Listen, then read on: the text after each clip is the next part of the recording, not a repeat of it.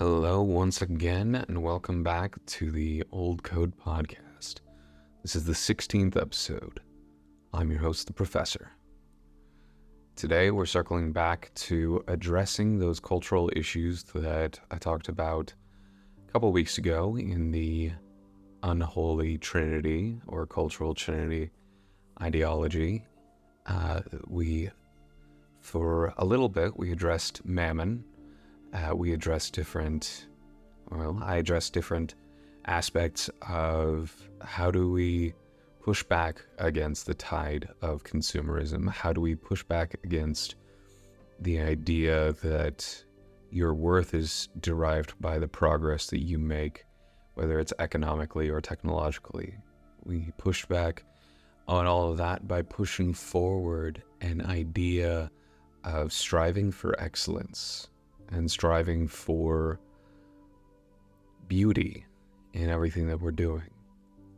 So I wanted to move on from that topic, and we will revisit it in combination, and I hope you start to see how these different ideas and these different influences actually interplay with one another. They mingle, and I hope that you start to see that emerge out of these episodes.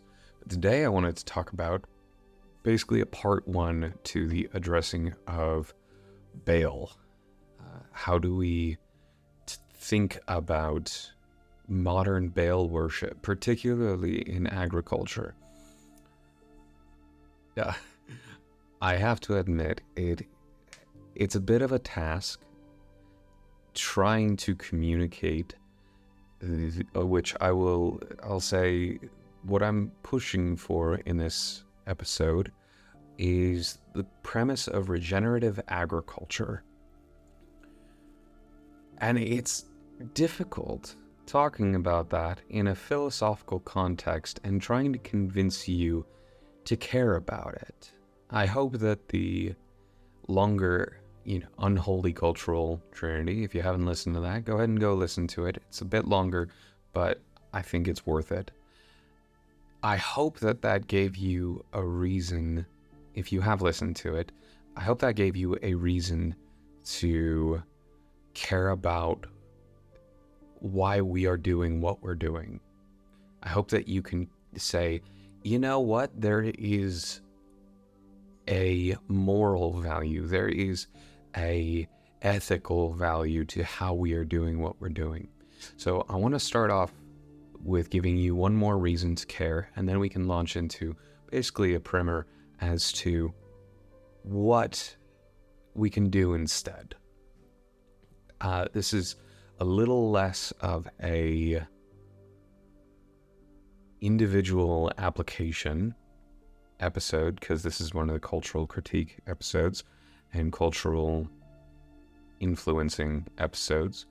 But if you are someone who owns a farm, if you are someone who owns cattle or livestock, or if you have a garden or anything along those lines, if you support a local farmer at a farmer's market, this episode is going to be a little bit more for you. So I want to open with giving you a odd thing that I have noticed culturally, which is there's a very strange correlation. And I was talking to my wife about this the other night, and I'll give her due credit for basically noticing the first half of this paradigm. The more conservative you are... Okay, let me rewind that, sorry. There seems to be a cultural correlation between how we treat our farming and agricultural practices and how we treat our women. And I want to flesh that out. So again, the first half of this was in noticing that heavily conservative, heavily patriarchal communities tend to treat their women like they need to be pregnant 100% of the time. They need to be birthing children 100% of the time. If you are ovulating, then you should probably be pregnant by now. And the very odd correlation to this is in how we treat our soil. So in modern agricultural practices, you ought to be planting and harvesting every single year. As soon as the harvest is over, you get rid of everything in it, everything in the field.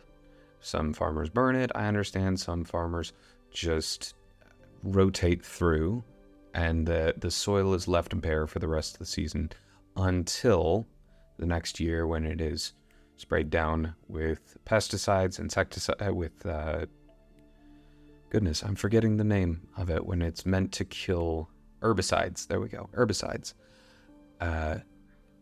We treat it with a synthetic fertilizer in order for it to grow, and then we just rush right back into it the next year. And this is odd because biblically, when we look at how God tells Israel, there's meant to be, on the 7th year, it is meant to be a Sabbath year. There's not meant to be any planting or official harvesting. You're allowed to pick things, but you're not allowed to corporately harvest. So I find it fascinating that in conservative circles, we are always focusing, and this goes back to the mammon talk, we're always focusing on productivity, which, as it turns out, in us seeking to maximize our productivity, our production values have actually been getting lower and lower. I will see if I can include, there was a study done a couple years ago showing crop yields are actually diminishing at this point in history. And part of the reason for that, as I mentioned previously in the last episode, is because we are depleting the natural fertilizers, the natural nutrients in the soils. Our topsoil is eroding, all of the above. Not wanting to rehash the former episode, just wanting to give a little bit more context. This further correlates to how we treat our women in the context of, yes, a woman can be pregnant back to back to back, but if she is not also being taken care of, if she is not herself offered a year of Sabbath, or however long, this is a matter of conviction. This is a matter of finding out when a couple is back to being physically, emotionally, spiritually ready to plant and harvest, as it were. So I don't want to impose any convictions on you. I just want to give you some food for thought. Are we sowing with our families the way we sow in industrialized farming, which is expecting every single year for the crop to be coming as consistently as we want it to be? Now, the mirror correlation, so we've talked about the conservative side. The odd thing is that the more liberal side also mirrors this in the context of the more liberal you are, the more you seem to almost venerate that object. And what I mean by that is the more liberal you are, the more you seem to be gung-ho for the environment to be tantamount. You want nature to be ultimate, essentially. You're almost venerating or deifying nature. And this is one of the reasons why a lot of people end up drifting into liberal mysticism or liberal spirituality, where there is almost an animism. If you don't know, animism is the idea that there is a animating world spirit, essentially, to every inanimate living thing, trees and plants and all of the above. This correlates in the cultural context of the more liberal you are, the more you almost seem to venerate or deify the woman as a figure. It's And this really actualizes itself through feminism, where liberalism and feminism seem to almost walk hand in hand in this day and age. So I find that to be an odd cultural correlation between the two, or between these two things. And I do actually have a feeling that's one of the reasons why culturally we've usually talked about the earth being in feminine terms. We think of Mother Earth, and you can't see it, but I'm doing air quotes, Mother Earth. We think of Gaia in Greek mythology being feminine, all of the above. It's very odd that there's always been a cultural feminine connotation to the earth, and in that we match the macrocosm to the microcosm. We match the big picture to the little picture, or the little picture to the big picture, one way or the other. So here, that's just another reason and some food for thought as to how are we treating our land and how are we treating our women. So something to think about. This naturally segues into what I would consider to be a more biblical, and I'm not imposing this on how you treat your wives or women, how you treat yourselves. I'm talking purely about land. My comments about birthing practices and birthing and duration between pregnancies, that is a matter of conviction for the couple. That is a matter of discernment. I do not hold that there is a biblical mandate either way. I believe that it is unfortunate and I would even say sinful if a couple completely avoids any possibility for children in the future, because that is excluding an explicit aspect of marriage. I digress. I want to get back to how we treat our soils. So I've discussed that premise enough with the correlation, but I want to talk about how we're treating our soils and how this can be applied to a more biblical and a more longevity speaking framework. So I'm going to be drawing heavily off of two works. First is a book called Dirt to Soil by Gabe Brown. And the second, which I cannot recall the name of the author, I'll include it in the show notes.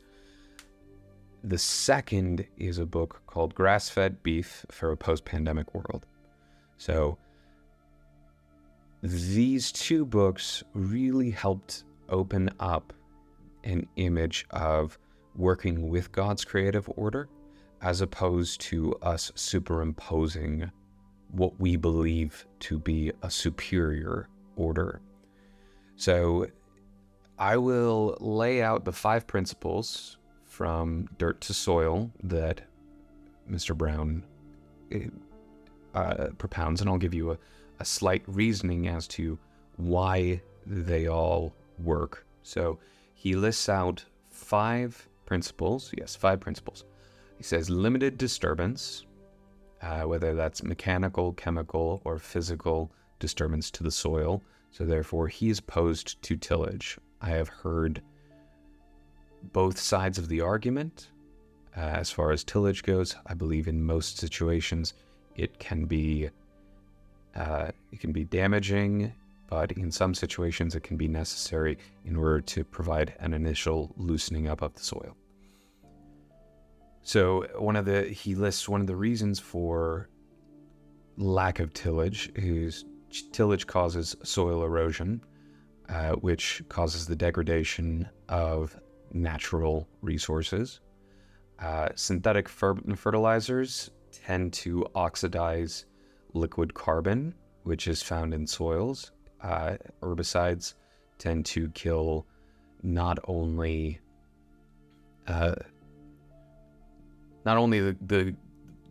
bad plants that we want to kill, but also they tend to cause difficulties later on with the individual consuming the plant, or even the cattle who may consume the plant, and I'll get to that in a second. Pesticides oftentimes kill necessary pollinators, and fungicides I'll talk about it in a second, but ultimately fungus serves an incredibly important role as far as how healthy soil actually works. So I'll clarify actually also one of the things that he says is the difference between dirt and soil is dirt is just dirt and soil is something that can grow life. So he lists armor as one of these necessary tenets of healthy soil.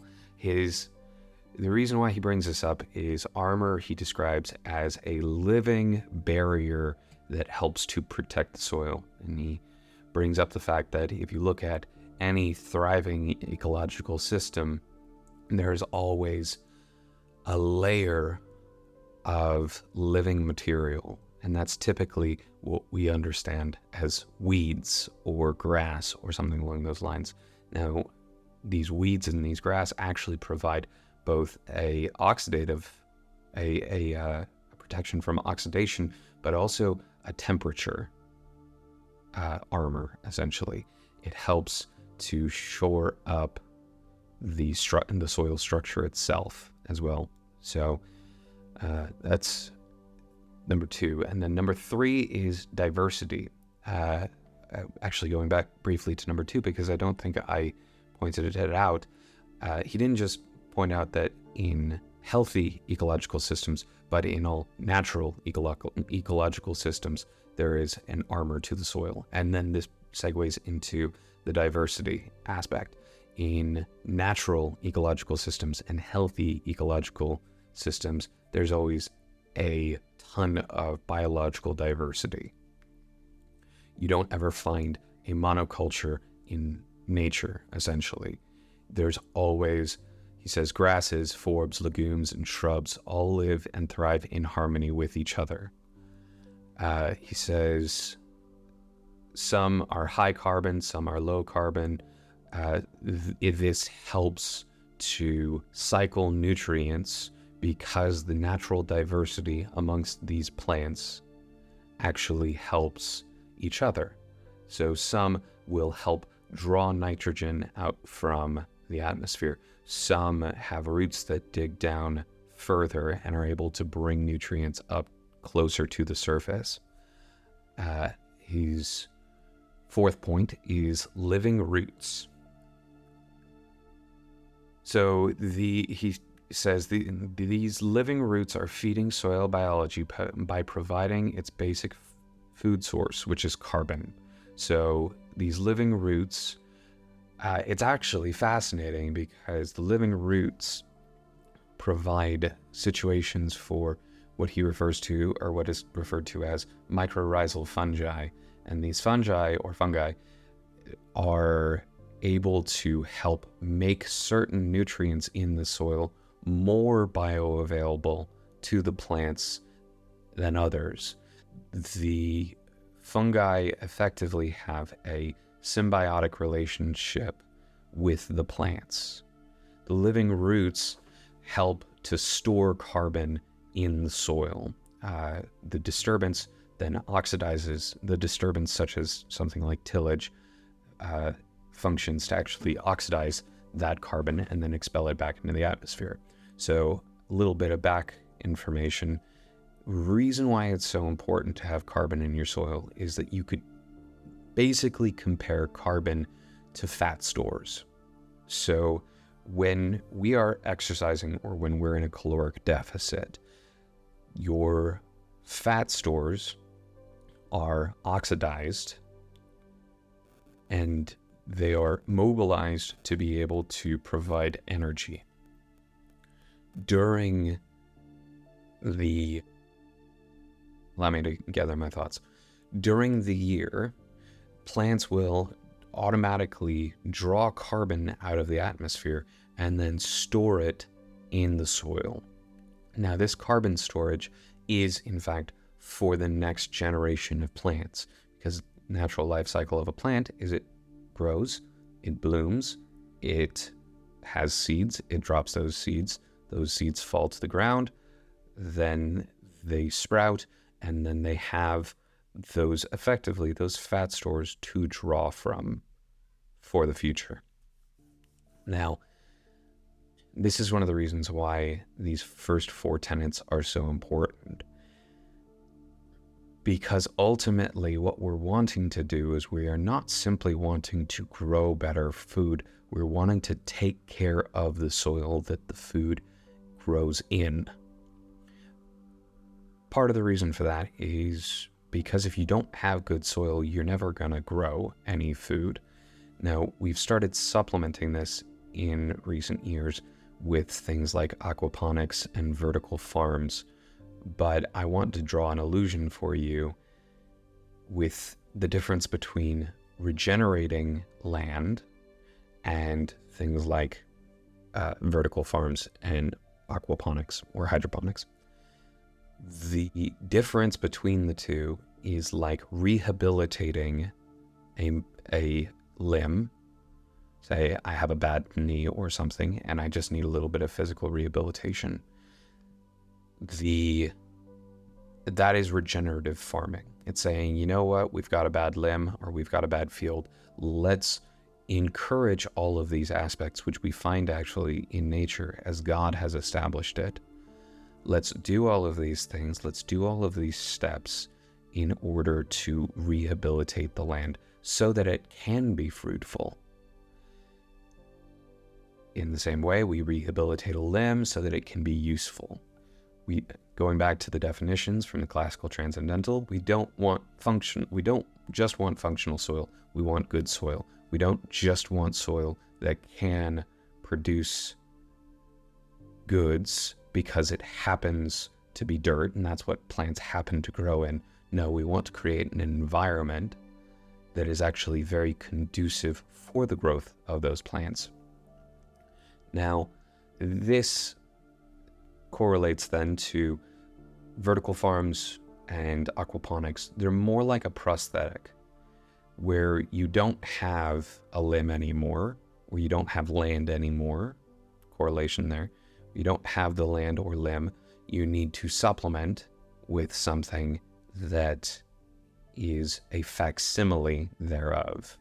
You can get very good results from a prosthetic. You can get very good results from aquaponics or vertical farms. However, if you are between amputating a limb and rehabilitating the limb, I would bet dollars to donuts it would be far superior to rehabilitate that limb, if at all possible. I would say that's enough on that little digression. Now, the 5th tenet that he lays out, which naturally segues into the second book that I mentioned, is integrated animals. So he advises the integration of livestock as it helps to create a more healthy functioning ecosystem. The integration of, clarifying, he doesn't just say only farm animals, but also pollinators, predator insects, earthworms, and all the other microbiology that drives ecosystem functionality. So one of the reasons why this is so beneficial, and we're talking still about the soil, is it's odd because there is a natural strengthening effect when ruminant animals such as cows or goats or sheep, when they graze on greens in a controlled amount, a very specific amount, this actually cues a stress response to the plant itself, which forces the plant to grow stronger and grows back better the next time around. So why is that important? Well, first of all, going back to all 4 of those tenets, we want stronger roots in the soil. We want more carbon cycling by that stronger root. We want better proliferation of these fungi so that there can be better nutrient cycling. And all of this is helped by both the grazing as well as the natural aeration, which takes place during these ruminant feeding frenzies, essentially. When the cloven hoof pushes into the earth, that is a form of aeration. It helps to get some oxygen into the soil. We don't want too much. We don't want it all directly exposed to the soil because that completely oxidizes the soil, but we do want some oxygen getting into the soil for things like earthworms and those other forms of life.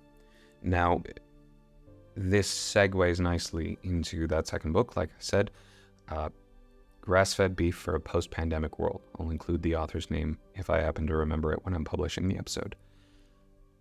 The benefit of these grazing animals then is A, for the farmer, when they have them grazing on what is referred to as cover crops, because you always want to have something covering the soil. You don't just want your cash crop.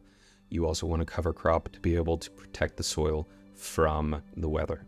When you have the animals grazing on these, this reduces the cost of feed for the farmer because they're just grazing on the land.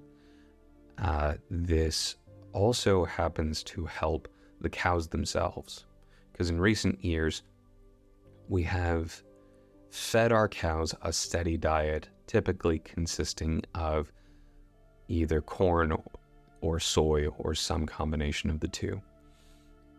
We do corn because it's easy to grow effectively. It's mostly easy to grow, and the government subsidizes corn production so that it's dirt cheap for farmers to grow for grain and feeding livestock.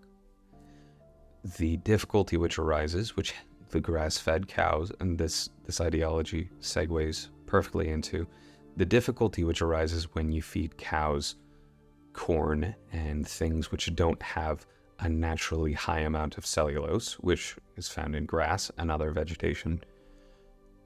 Cows have or ruminant animals have what is referred to as a rumen, which is a type of organ similar to a stomach, which is explicitly for the breaking down of cellulose. When you feed them things that are not rich in cellulose, cows tend to get sick. They tend to get sickly, especially the more you feed them corn, which is one of the reasons why when cows are sold to feedlots and they're getting all big and bulked up in order to be fattened and sold, they tend to get sick quite often, which is one of the reasons why our cows typically have a large amount of antibiotics pumped into their system. They also have artificial hormones in order to stimulate growth, all of the above. Now, when you feed them, when you eat this particular type of cow, unfortunately, inflammatory markers in people tend to go up because they are eating an animal that was heavily inflamed and had all of those inflammatory marks before it died. The benefit of being able to feed them grass is that they actually remain healthier longer. And if I'm remembering correctly in the book, he talks about how these cows, which he was feeding purely grass-fed, grass-finished, they were actually bulking up just fine. Which is absolutely remarkable to hear. He also talks about how the quality and taste of the beef that he was getting was off the charts, and everybody was giving awards for this particular thing. He lays out this. So if you are a farmer or if you raise livestock, I'd highly recommend check out the book Grass-Fed Beef for a Post-Pandemic World. It's got some spotty political stuff in there, but I think it's an absolutely fascinating read. So I will include the name of the book as well, but this kind of brings us finally to the end of how do we handle this better? How do we push back against industrialized agriculture and industrialized livestock practices? So one of the aspects that he brings into this is that he allows the cows to naturally wean themselves over the course of winter, and he has like an entire schedule as to what time to allow the cows to breed and all of that. It's fascinating. He did a lot of legwork on this. However, this then segues to the end of their life, and I will find the book eventually. I need to remember what it's called. But effectively, there is a butcher who was very disillusioned with a butcher and farmer who was very disillusioned with the way modern industrialized farming practices work. And he decided to start changing his ways, and instead of randomly sending out his cattle to a feedlot to be butchered and murdered or killed by someone who doesn't know them, he raises them himself, he feeds them himself, and then one day when the cow is ready to be harvested, he takes the cow away to a quiet corner of his field, and he does away with the animal himself. So the animal always feels comforted, always feels comfortable, and is never scared. And I find that to be the most ethical and the most compassionate image of animal slaughter that you can possibly have. I don't find ethical qualms with the slaughter of animals for food. I do, however, take ethical qualms with the fact that we do so with seemingly cruelty or without any semblance of compassion. And I think that anything living deserves at least some regard. At least some regard.